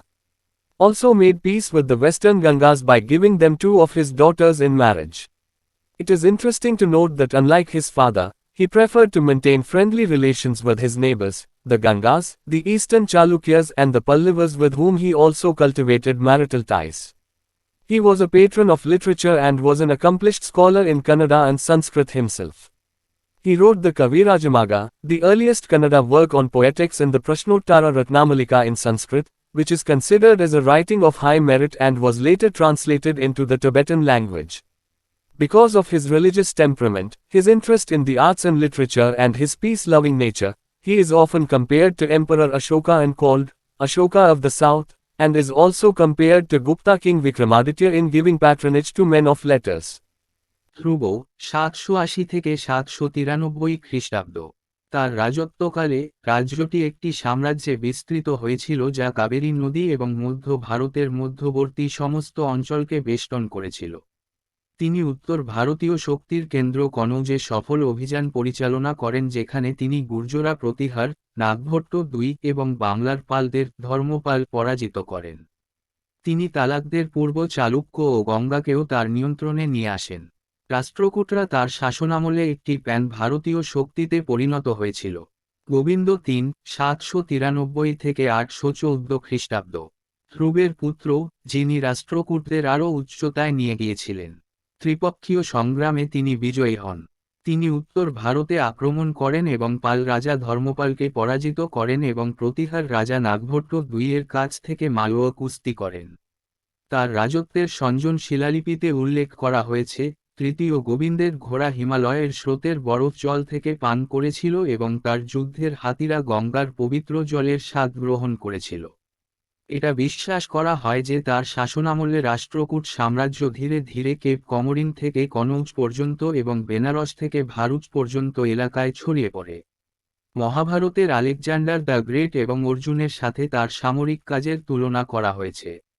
Kannauj, Gujarat এবং কোশাল জয় করার পর, তিনি দক্ষিণে ভ্রমণ করেন এবং কাঞ্চির পল্লবদের শুধু নত করেননি বরং ভেঙ্গিতে তার পছন্দের একজন শাসককেও স্থাপন করেছিলেন এবং সিলোনের রাজার কাছ থেকে বশ্যতা হিসাবে 2টি মূর্তি পান, একটি রাজার মূর্তি এবং তার আরেক মন্ত্রী। চোল, পাণ্ড্য এবং চেরা সবাই তাকে শ্রদ্ধা জানাত। আমোঘবর্ষ 814 থেকে 878 খ্রিস্টাব্দ। রাষ্ট্রকূটদের মধ্যে অন্যতম বিখ্যাত, যিনি মান্যখেতা, আধুনিক মালখেদ, একটি নতুন রাজধানী শহর তৈরি করেছিলেন। তিনি ভিঙ্গাভল্লিতে আক্রমণকারী পূর্ব চালুক্যদের পরাজিত করেন এবং বীরনারায়ণ উপাধি গ্রহণ করেন। এছাড়াও পশ্চিমী গঙ্গার সাথে তার 2 মেয়েকে বিয়ে দিয়ে শান্তি স্থাপন করেছিলেন। এটি লক্ষণীয় যে তার পিতার বিপরীতে, তিনি তার প্রতিবেশী গঙ্গা, পূর্ব চালুক্য এবং পল্লবদের সাথে বন্ধুত্বপূর্ণ সম্পর্ক বজায় রাখতে পছন্দ করতেন যাদের সাথে তিনি বৈবাহিক সম্পর্কও গড়ে তুলেছিলেন। তিনি সাহিত্যের পৃষ্ঠপোষক ছিলেন এবং নিজে কন্নড় ও সংস্কৃতে একজন দক্ষ পণ্ডিত ছিলেন। তিনি কবিরাজমার্গ লিখেছেন, কাব্যতত্ত্বের উপর প্রথম কন্নড় রচনা এবং সংস্কৃতে প্রশ্নোত্তরা রত্নমালিকা, যা উচ্চ যোগ্যতার লেখা হিসাবে বিবেচিত হয় এবং পরে তিব্বতী ভাষায় অনুবাদ করা হয়। তার ধর্মীয় মেজাজ, শিল্প ও সাহিত্যে তার আগ্রহ এবং তার শান্তিপ্রিয় প্রকৃতির কারণে, তাকে প্রায়শই সম্রাট অশোকের সাথে তুলনা করা হয় এবং তাকে দক্ষিণের অশোক বলা হয় এবং অক্ষর পুরুষদের পৃষ্ঠপোষকতা দেওয়ার ক্ষেত্রে গুপ্ত রাজা বিক্রমাদিত্যের সাথেও তুলনা করা হয়। Indra II, 914 to 929 CE. Grandson of Amoghavrsha who crushed the different rebellions and re-established the empire. He defeated Pratihara Mahipala I and sacked Kannauj in 915 CE, and emerged as the most powerful ruler of his times. Krishna III, 939 to 967 CB. The last great Rashtrakuta ruler, who consolidated the empire so that it stretched from the Narmada river to Kaveri river and included the northern Tamil country, Tondemandalam, while levying tribute on the king of Ceylon. He was engaged in a struggle against the Paramaras of Malwa and the eastern Chalukyas of Vengi. In about 949 CE, he also defeated the Chola king Parantika I and annexed the northern part of the Chola Empire. He then marched towards Rameshwaram and set up a pillar of victory there and also built a temple. After his death, all his opponents united against his successor and in 972 CE sacked the Rashtrakuta capital Malkhed and burnt it to ashes. This marks the end of the Rashtrakutas. Rashtrakuta rule lasted in the Deccan for almost 200 years till the end of the 10th century. They were tolerant in their religious views and patronized not only Shivaism and Vaishnavism but Jainism as well. The Rashtrakutas not only allowed Muslim traders to settle but also permitted Islam to be preached in their dominions. They are credited with the construction of the famous rock-cut temple of Shiva at Ellora. They were also great patrons of art and letters. Their courts were adorned by not only Sanskrit scholars but also poets and authors who wrote in Prakrit and in the Apabhramsha language. The great Apabhramsha poet Swayambhu and his son probably lived at the Rashtrakuta court. Indra 914 থেকে 929 খ্রিস্টাব্দ। অমোঘবর্ষের নাতি যিনি বিভিন্ন বিদ্রোহকে দমন করে সাম্রাজ্য পুনঃপ্রতিষ্ঠা করেছিলেন। তিনি প্রতিহার মহিপাল প্রথমকে পরাজিত করেন এবং 915 খ্রিস্টাব্দে কনৌজকে বরখাস্ত করেন এবং তার সময়ের সবচেয়ে শক্তিশালী শাসক হিসেবে আবির্ভূত হন। কৃষ্ণ 939 থেকে 967 খ্রিস্টাব্দ। সর্বশেষ মহান রাষ্ট্রকূট শাসক, যিনি সাম্রাজ্যকে সুসংহত করেছিলেন যাতে এটি নর্মদা নদী থেকে কাবেরী নদী পর্যন্ত প্রসারিত হয় এবং সিলোনের রাজার প্রতি শ্রদ্ধা নিবেদনের সময় উত্তর তামিল দেশ টোন্ডাইমণ্ডলাম অন্তর্ভুক্ত করে। তিনি মালওয়ার পরমারা এবং ভেঙ্গির পূর্ব চালুক্যদের বিরুদ্ধে সংগ্রামে লিপ্ত ছিলেন। প্রায় 949 খ্রিস্টাব্দে তিনি চোল রাজা প্রথম পরন্তপকেও পরাজিত করেন এবং চোল সাম্রাজ্যের উত্তর অংশ দখল করেন। এরপর তিনি রামেশ্বরমের দিকে অগ্রসর হন এবং সেখানে একটি বিজয় স্তম্ভ স্থাপন করেন এবং একটি মন্দিরও নির্মাণ করেন। তার মৃত্যুর পর তার সমস্ত বিরোধীরা তার উত্তরাধিকারীর বিরুদ্ধে একত্রিত হয় এবং 972 খ্রিস্টাব্দে রাষ্ট্রকূট রাজধানী মালখেদকে বরখাস্ত করে এবং পুড়িয়ে ছাই করে দেয়। এটি রাষ্ট্রকূটদের সমাপ্তি নির্দেশ করে। দশম শতাব্দীর শেষ পর্যন্ত প্রায় 200 বছর ধরে দাক্ষিণাত্যে রাষ্ট্রকূট শাসন চলে। তারা তাদের ধর্মীয় দৃষ্টিভঙ্গিতে সহনশীল ছিল এবং শুধুমাত্র শৈব ও বৈষ্ণব ধর্মই নয়, জৈন ধর্মেরও পৃষ্ঠপোষকতা করেছিল। রাষ্ট্রকূটরা শুধুমাত্র মুসলিম ব্যবসায়ীদের বসতি স্থাপনের অনুমতি দেয়নি বরং তাদের রাজত্বে ইসলাম প্রচারের অনুমতি দেয়। ইলোরাতে শিবের বিখ্যাত পাথর কাটা মন্দির নির্মাণের কৃতিত্ব তাদের। তারা শিল্প ও চিঠিপত্রের মহান পৃষ্ঠপোষকও ছিলেন। তাদের দরবার শুধু সংস্কৃত পণ্ডিতরাই নয়, প্রাকৃত অপভ্রংশ ভাষায় লেখা কবি ও লেখকদের দ্বারাও শোভা পেত। মহান অপভ্রংশ কবি স্বয়ম্ভু এবং তার পুত্র সম্ভবত রাষ্ট্রকূট দরবারে থাকতেন। General overview of life during these three kingdoms. The administration was run on similar pattern as that of the Guptas, the Pushyabhutas and the Chalukyas in the Deccan. The king was the epitome of all affairs and was not only the head of administration but also commander-in-chief of the armed forces. The court was not only a center of cultural affairs and of justice, but of cultural life as well. The ladies of the king's darbar also attended the darbar on festive occasions and according to Arab writers, they did not veil their faces. The king's position was hereditary, and normally, the eldest son succeeded the father, but the succession rules were not so rigid. The princes were mostly appointed as provincial governors and in some rare cases, princesses were also appointed to government posts. For instance, a Rashtrakuta princess, Chandrobalab, daughter of Amoghavrsha I, administered the Raichur Doab for some time. The kings were generally advised by ministers, who were chosen from the leading families and their position was more or less hereditary. As in the case of the Pala kings, a Brahmana family supplied 4 successive chief ministers to Dharmapal and his successors. From epigraphic and literary records, it appears that almost every kingdom had a minister of foreign affairs, river's treasurer, Senapati, chief justice and Purohit. All the ministers except the Purohit were expected to lead military campaigns when called upon to do so. All the 3 kingdoms had large and well-organized infantry and cavalry and large number of war elephants. The Palas had the largest number of elephants, the Pratiharas had the finest cavalry while the Rashtrakutas had a large number of forts, which were garrisoned by special troops and had their own independent commanders. The infantry consisted of both regular and irregular troops and of levies supplied by the vassal chiefs. The wars were frequent between kings and their vassals, also known as Samantas. For instance, the Rashtrakutas had to constantly fight against the vassal chiefs of Vengi and Karnataka. Similarly, the Pratiharas had to constantly fight against the Paramaras of Malwa and the Chandalas of Bundelkhand. The vassals ruled autonomously over the areas and were bound by the general obligation of loyalty, paying a fixed tribute, supplying a quota of troops, and were required to fight along with the king in times of need of foreign attack. Sometime, a son of the vassal chief was required to stay in the attendance of the overlord to guard against any rebellion, or at times they had to marry one of their daughters to the overlord or to one of his sons. The Palas and the Rashtrakutas had their own navies, but more details are not known. এই 3টি রাজ্যের সময় জীবনের সাধারণ overview. দাক্ষিণাত্যের গুপ্ত, পুষ্যভূতি এবং চালুক্যদের মতোই প্রশাসন পরিচালিত হতো। রাজা ছিলেন সমস্ত বিষয়ের প্রতিকৃতি এবং তিনি কেবল প্রশাসনের প্রধানই ছিলেন না, বরং সশস্ত্র বাহিনীর সর্বাধিনায়কও ছিলেন। আদালত শুধুমাত্র সাংস্কৃতিক বিষয় এবং ন্যায়বিচারের কেন্দ্র ছিল না, সাংস্কৃতিক জীবনেরও ছিল। রাজার দরবারের মহিলারাও উৎসব উপলক্ষে দরবারে উপস্থিত থাকতেন এবং আরব লেখকদের মতে তারা তাদের মুখ ঢাকতেন না। রাজার পদ ছিল বংশগত এবং সাধারণত জ্যেষ্ঠ পুত্র পিতার স্থলাভিষিক্ত হন, তবে উত্তরাধিকারের নিয়মগুলি এতটা কঠোর ছিল না।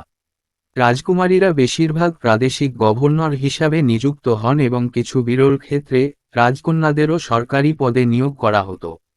উদাহরণস্বরূপ, একজন রাষ্ট্রকূট রাজকন্যা, চন্দ্রবালা অমোঘবর্ষ 1-এর কন্যা, কিছু সময়ের জন্য রাইচুরদুয়ার পরিচালনা করেছিলেন। রাজাদের সাধারণত মন্ত্রীদের পরামর্শ দেওয়া হতো, যারা নেতৃস্থানীয় পরিবার থেকে নির্বাচিত হতো এবং তাদের অবস্থান ছিল কমবেশি বংশগত। পাল রাজাদের ক্ষেত্রে একটি ব্রাহ্মণ পরিবার ধর্মপাল এবং তার উত্তরসূরিদের পরপর 4টি মুখ্যমন্ত্রী সরবরাহ করেছিল। এপিগ্রাফিক এবং সাহিত্যিক নথি থেকে দেখা যায় যে প্রায় প্রতিটি রাজ্যেই একজন পররাষ্ট্রমন্ত্রী, কোষাধ্যক্ষ, সেনাপতি, প্রধান বিচারপতি এবং পুরোহিত ছিলেন। পুরোহিত ব্যতীত সমস্ত মন্ত্রীরা যখন এটি করার আহ্বান জানানো হয় তখন সামরিক অভিযানের নেতৃত্ব দেবেন বলে আশা করা হয়েছিল। 3টি রাজ্যেই বিশাল ও সুসংগঠিত পদাতিক ও অশ্বারোহী এবং বিপুল সংখ্যক যুদ্ধ হাতি ছিল। পালদের হাতে সবচেয়ে বেশি সংখ্যক হাতি ছিল, প্রতিহারদের ছিল সেরা অশ্বারোহী বাহিনী, যখন রাষ্ট্রকূটদের কাছে প্রচুর সংখ্যক দুর্গ ছিল, যেগুলো বিশেষ সৈন্য দ্বারা সজ্জিত ছিল এবং তাদের নিজস্ব স্বাধীন সেনাপতি ছিল। পদাতিক বাহিনী নিয়মিত এবং অনিয়মিত উভয় সৈন্য এবং ভাসাল প্রধানদের দ্বারা সরবরাহকৃত লেভি নিয়ে গঠিত। রাজা এবং তাদের ভাসালদের মধ্যে প্রায়ই যুদ্ধ হতো, যারা সামন্ত নামেও পরিচিত। উদাহরণস্বরূপ, রাষ্ট্রকূটদের ক্রমাগত ভেঙ্গি এবং কর্ণাটকের ভাসাল প্রধানদের বিরুদ্ধে লড়াই করতে হয়েছিল। একইভাবে, প্রতিহারদের ক্রমাগত মালওয়ার পরমার এবং বুন্দেলখণ্ডের চান্দেলদের বিরুদ্ধে লড়াই করতে হয়েছিল। ভাসালরা অঞ্চলগুলির উপর স্বায়ত্তশাসিতভাবে শাসন করত এবং আনুগত্যের সাধারণ বাধ্যবাধকতা দ্বারা আবদ্ধ ছিল, একটি নির্দিষ্ট শ্রদ্ধা প্রদান করা, সৈন্যদের একটি কোটা সরবরাহ করা এবং প্রয়োজনের সময় বা বিদেশী আক্রমণের সময় রাজার সাথে যুদ্ধ করার প্রয়োজন ছিল। কখনো কখনো কোন বিদ্রোহ থেকে রক্ষা করার জন্য ভাসাল প্রধানের একজন পুত্রকে প্রভুর উপস্থিতিতে থাকতে হতো, বা কখনো কখনো তাদের কন্যাদের একজনকে প্রভু বা তার পুত্রদের একজনের সাথে বিয়ে দিতে হতো। পাল এবং রাষ্ট্রকূটদের নিজস্ব নৌবাহিনীর ছিল, কিন্তু আরও বিস্তারিত জানা যায়নি। The directly administered territories were divided into A. Rashtra under the supervision of Rashtrapati or governor. B. Pukti provinces under the supervision of Uparika, who was expected to collect land revenue and maintain law and order. c. Mandalas or Visaya districts, whose head was called Vishyapati and was expected to perform the functions of collection of revenue and maintaining law and order at district level. D. Patala, much smaller unit of cluster of villages, which were headed by Bhojapati. A. Village headed by the village headman and village accountant whose posts were hereditary. He was often assisted by village elder called Grama Mahajana or Grama Mahittara. In certain villages there were village committees for managing local schools, tanks, temples, roads and also settling simple disputes. These sub-committees worked in close cooperation with the village headman and received a percentage of the revenue generally collection. Similar committees were also present in towns which had the participation of the heads of trade guilds too. The law and order in towns was the responsibility of the kosher parlor or kotwal. It is noteworthy to add that almost all the officials were paid by giving them grants of rent-free land, and it also led to the rise of hereditary revenue officers called Nad Gavundas or Desar Gramakutas. Later, they were addressed as Deshmukhas and Deshpandes in Maharashtra. The revenue assignments called bhoga or fief granted by the rules to his officers were temporary in theory and were liable to be resumed whenever the ruler wanted, but this was rarely practiced except in case of outright rebellion or disloyalty. Subsequently, with the rise of power of these hereditary officials, the village communities became weaker and subsequently the control and authority of the kings over these officials also diminished. Thus, the government became feudalized. The growth of feudal society had far-reaching effects as it not only weakened the position of the ruler, making him more dependent on the feudal chiefs, but also resulted in decline of trade and encouraged an economy in which small principalities emerged, having largely self-sufficient villages. However, in the age of disorder and violence, these feudal states could also provide safety of life and property to the common folk.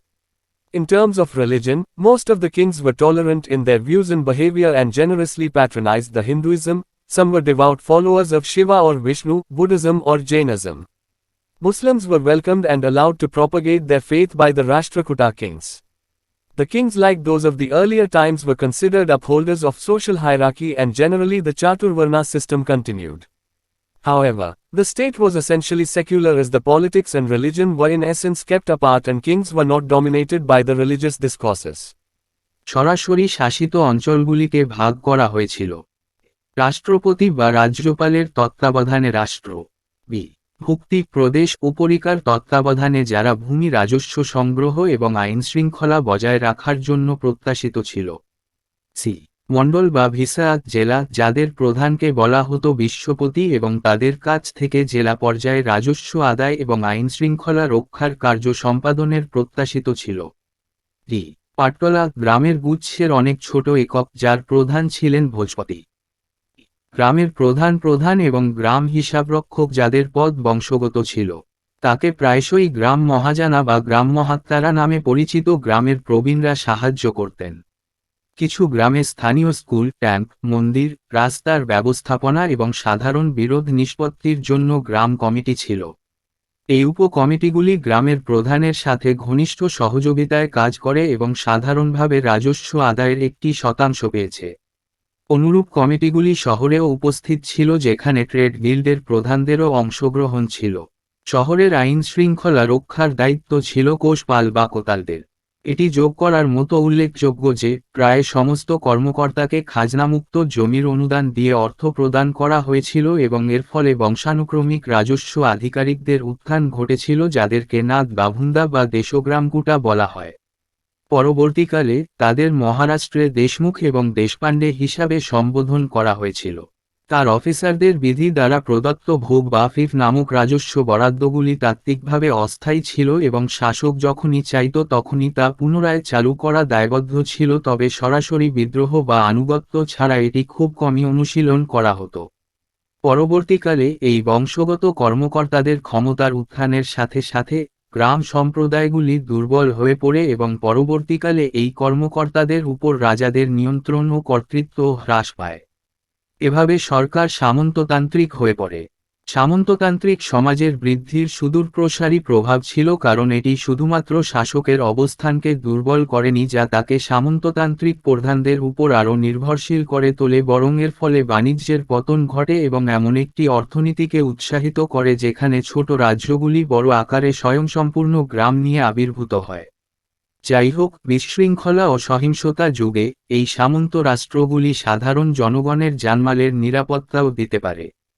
ধর্মের পরিপ্রেক্ষিতে বেশিরভাগ রাজাই তাদের দৃষ্টিভঙ্গি এবং আচরণে সহনশীল ছিলেন এবং উদারভাবে হিন্দু ধর্মের কেউ কেউ শিব বা বিষ্ণুর ভক্ত, বৌদ্ধ বা জৈন ধর্মের পৃষ্ঠপোষকতা করতেন। রাষ্ট্রকূট রাজাদের দ্বারা মুসলমানদের স্বাগত জানানো হয়েছিল এবং তাদের ধর্ম প্রচারের অনুমতি দেওয়া হয়েছিল। পূর্ববর্তী সময়ের মতো রাজারা সামাজিক শ্রেণীবিন্যাসের ধারক হিসেবে বিবেচিত হতো এবং সাধারণত চাতুর্বর্ণ ব্যবস্থা অব্যাহত ছিল। যাই হোক, রাষ্ট্রটি মূলত ধর্মনিরপেক্ষ ছিল কারণ রাজনীতি ও ধর্ম সারমর্মে আলাদা ছিল এবং রাজাদের ধর্মীয় বক্তৃতায় আধিপত্য ছিল না। Trade and commerce. In northern India, the period from 750 to 1000 CE was considered to be period of stagnation and even of decline in terms of trade and commerce. This was primarily due to the collapse of the Roman Empire with which earlier India had flourishing trade relations. Also, the decline of the Sassanid Empire, Iranian, due to the rise of Islam, affected India's overland foreign trade.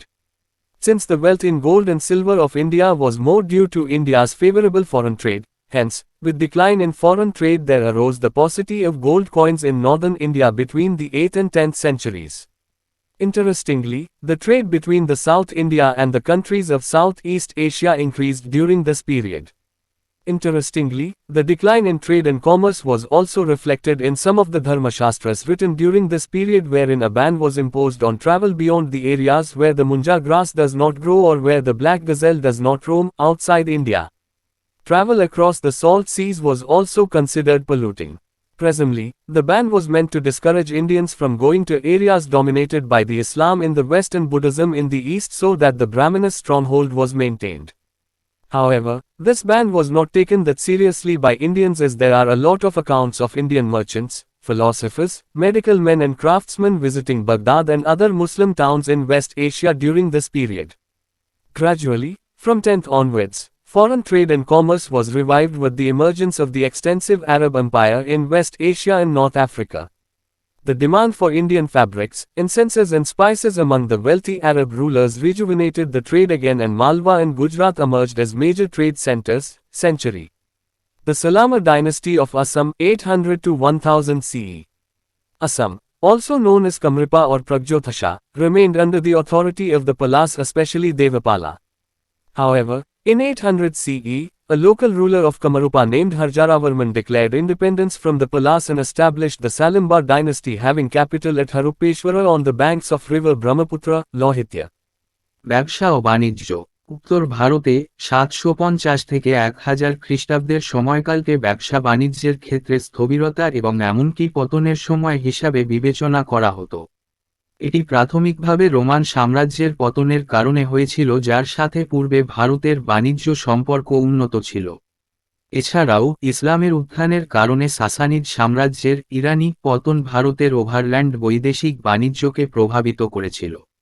যেহেতু ভারতের অনুকূল বৈদেশিক বাণিজ্যের কারণে ভারতের স্বর্ণ ও রৌপ্যের সম্পদ বেশি ছিল, তাই বৈদেশিক বাণিজ্য হ্রাসের সাথে সাথে 8ম থেকে 10 শতকের মধ্যে উত্তর ভারতে স্বর্ণমুদ্রার অভাব দেখা দেয়।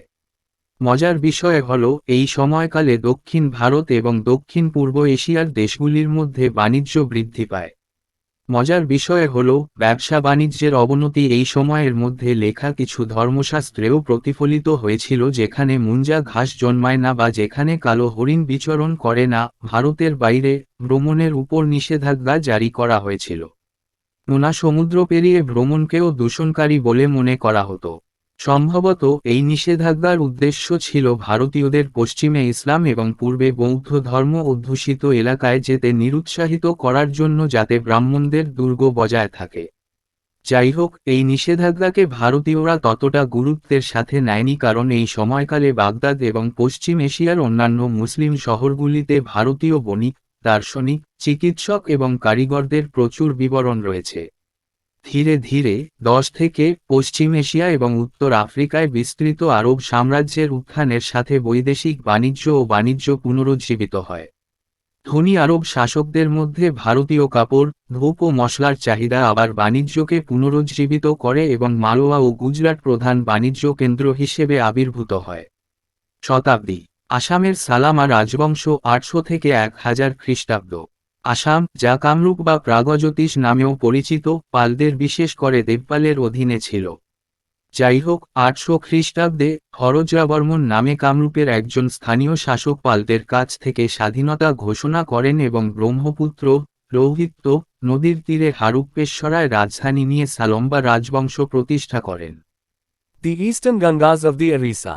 In late 6th century CE, the Shelidbhavas, who were earlier subordinates of Shashanka, gradually asserted their authority over Kongoda, which covers modern Puri and Ganjam districts.